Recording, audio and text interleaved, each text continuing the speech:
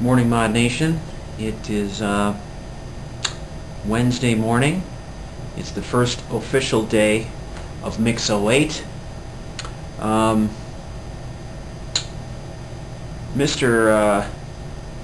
Smartphone says that I am booked all day long with seminars.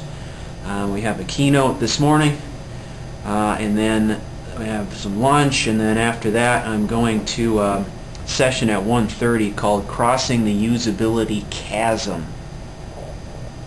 Not sure what that means, but I'm hoping it involves a rope course or something, because I could use it.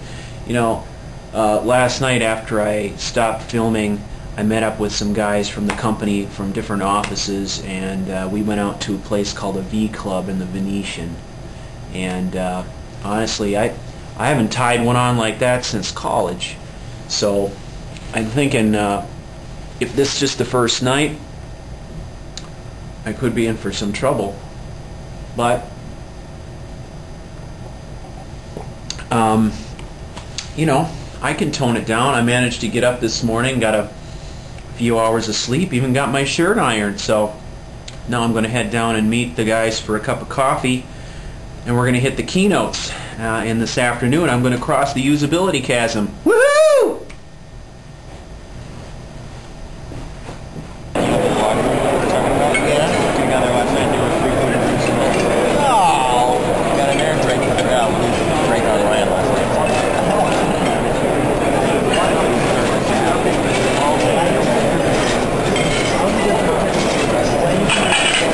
Gotta feed the cattle. How about the second challenge, the second topic, our certification test. Now, our goal of full compliance has challenges. Interoperability has many, many enemies. There are ambiguities, there are differences in interpretation, and sometimes the spec itself actually falls short of interoperability. If you look at that last part there at the end, it says that browsers can use any other algorithm, this is for a table layout, even if it results in different behavior. Now, that's not the interoperability that developers want.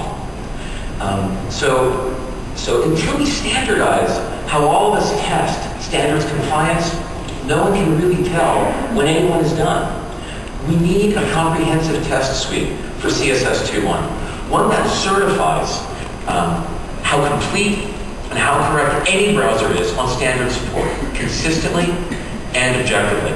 It's not quite the same page at all. So it's the same content that was authored with IE7 peculiarities in mind in Firefox.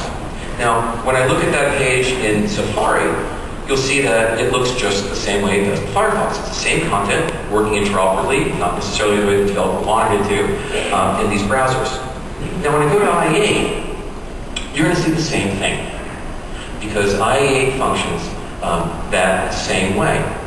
Now, the point here is that there's content on the web that operates with IE7's behaviors in mind, and that same content doesn't always look the way you expect it to work in more standards-compliant browsers like IE8. Now, earlier this week, we announced that following our interoperability principles, IE8 by default would interpret web content in the most standards-compliant way that it can. And long-term, we believe this is the right thing for the web. Shorter term, this choice creates a clear call to action for site developers to make sure the content that you serve to IE works well.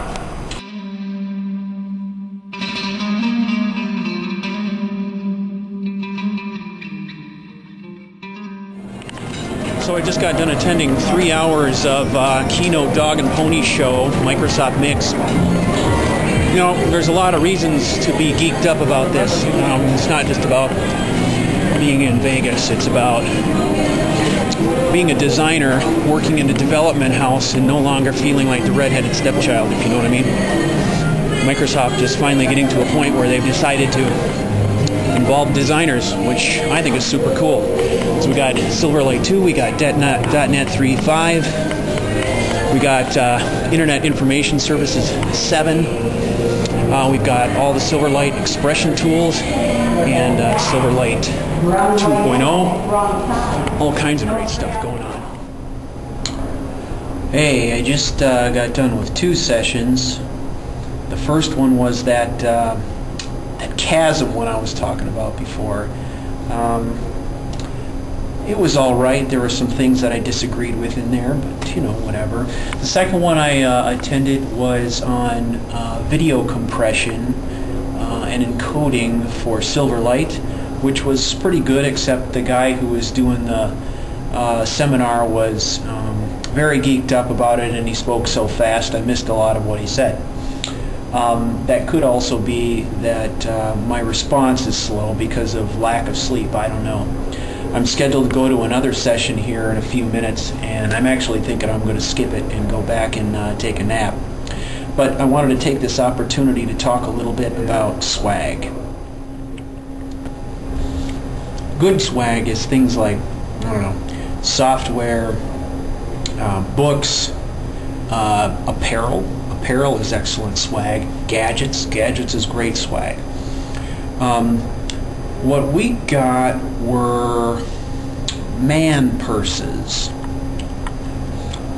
If you don't know what a man purse is, well, it's a handbag and or satchel to be carried by a man in substitute of a purse, per se. Thus, the man purse. And this isn't just any man purse. This is the Mix 08 man purse. Here you can see the man purse. It's a simple satchel type bag with Velcro, featuring Velcro. I'm having a little trouble here with one hand. Opens up to reveal a large pocket inside. Now this pocket is very utilitarian in that it can hold objects, which is quite useful.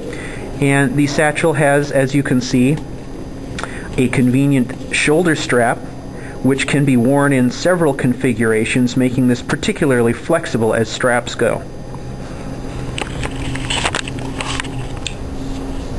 Now, the man purse came with a notebook, a pen, some useless software on CD-ROM, basically coasters, a foamy boomerang, and a Silverlight 2 preview book, which, as far as I can tell, is kind of like glossing over the high points of Silverlight. It's no kind of in-depth book on the subject of Silverlight. I would say that as swag goes, this is probably a C, C minus. But the man purse is made out of extremely durable fabric like you might find in a tarp that you'd use to drag leaves around your backyard in the fall, or cover your air conditioning unit during the winter months. So I can see all kinds of potential uses for this.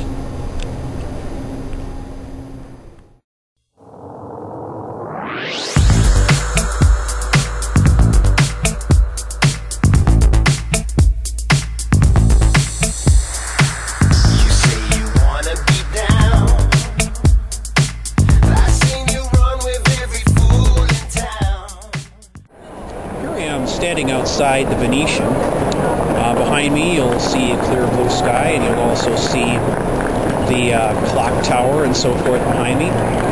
Or am I outside?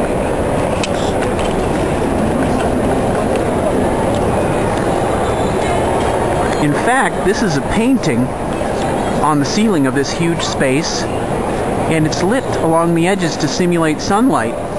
And right now, what we're standing in is a huge room that's lit to look like it's dusk.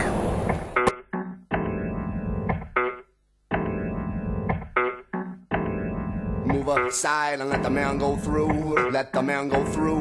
Move upside and let the man go through. Let the man go through. Move upside and let the man go through. This is supposed to be like the canals of Venice. Behind me, you can see where the Venetians bought their chocolates at Godiva, just like the rest of us. Pretty cool. This is a great example of an ancient Roman shopping mall. As you know, the Romans are the ones who invented the escalator.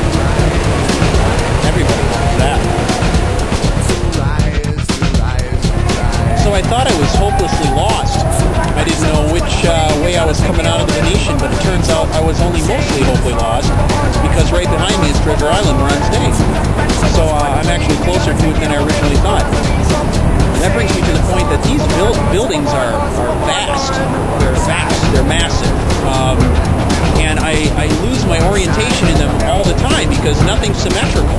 They go off in all kinds of random directions, it seems like. And, you know, I'm a guy who likes symmetry.